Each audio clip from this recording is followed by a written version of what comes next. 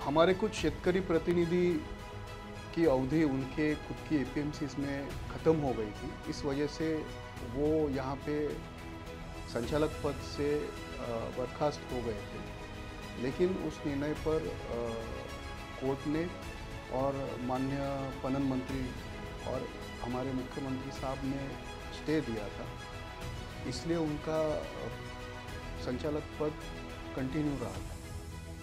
अब हियरिंग होने, उनकी जो सुनवाई थी वो होने के बाद उनका जो स्टे दिया हुआ था वो हट गया, इसलिए उन लोग को बर्खास्तगी करनी पड़ी।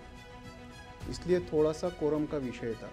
अभी माननीय उच्च न्यायालय ने फिर से उनको स्थगिति दी है और अब हमारा फिर से जो कोरम है, संख्या है, वो 15 हो गया है और भी 2 संचालक हैं, वो भी स्टे लेके आएंगे तो 16 हो जाएगा। इस वजह से बोर्ड का जो कामकाज है वो हो सकता है।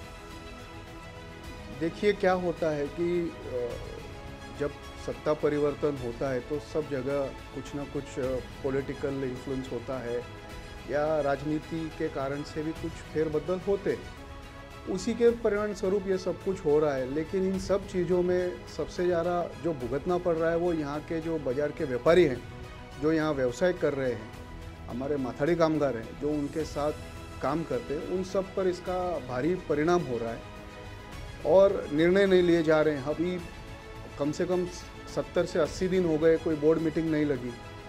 मानसून सर पे है, मानसून के लिए जो तैयारियां करनी पड़ती है, जैसे कि डीसिल्टिंग वर्क है, ड्रेनेज क्लीनिंग है, अभी हमारे यहाँ एक भीषण आग लगी थी, फायर प्रिकॉशन के काम लेने हैं, ऐसे और भी विभिन्न प्रकार के बहुत सारे मुद्दे जो हैं वो पेंडिंग रह चुके हैं। गोडाउन का स्थलांतर है या हस्तांतर है, वो भी पेंडिंग रह चुका है। अगर वो ट्रांसफ़र केसेस अप्रूव नहीं होते हैं, इस वजह से हमारे सभी व्यापारियों को भारी खामियाजा भुगतना पड़ता है, क्योंकि कुछ लोगों को बैंक लोन लेनी है, कुछ लोगों को अपने टाइटल्स क्लियर करने हैं, मार्च महीना सर पे है, फाइनेंशियल अकाउंटिंग ईयर सर पे है, लाइसेंस के रिन्यूअल शुरू हो चुके हैं, तो उस पर निर्णय कौन लेगा?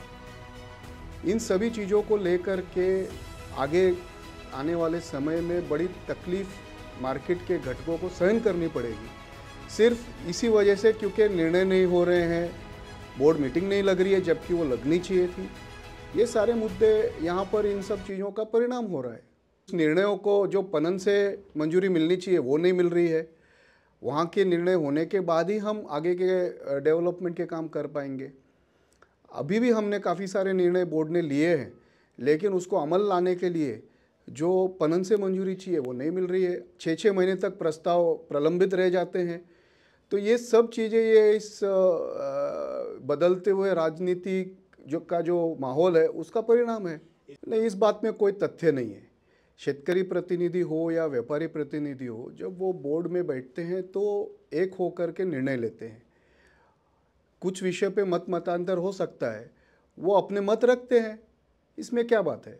लेकिन अगर व्यापारी प्रतिनिधि और शेतकरी प्रतिनिधियों का नहीं जमता है, ये कहना बिल्कुल गलत है।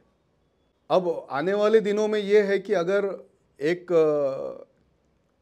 इलेक्टेड बॉडी को फंक्शन करने में अगर इनडायरेक्टली कहीं कोई अड़चन आ रही है या सरकारी अफसर कुछ मस्ती कर रहे हैं, कुछ गलत काम कर रहे हैं, तो हम न्यायालय में जा सकते हैं। इसके सिवा तो कहीं और हम न्याय मांग नहीं सकते। तो न्यायालय जाने की प्रक्रिया शुरू कर देंगे। अल्टीमेटली हम जो व्यापारियों के प्रतिनिधि हैं, अगर व्यापारियों को कोई तकलीफ़ होती है इंफ्रास्ट्रक्चर में, काम करने में, व्यापार करने में, तो वो व्यापारियों के हित में जो भी है वो हम करेंगे। ताजा घडामोडी पाहण्यासाठी APMC न्यूजला सबस्क्राइब करा आणि बेल आयकॉनवर प्रेस करा।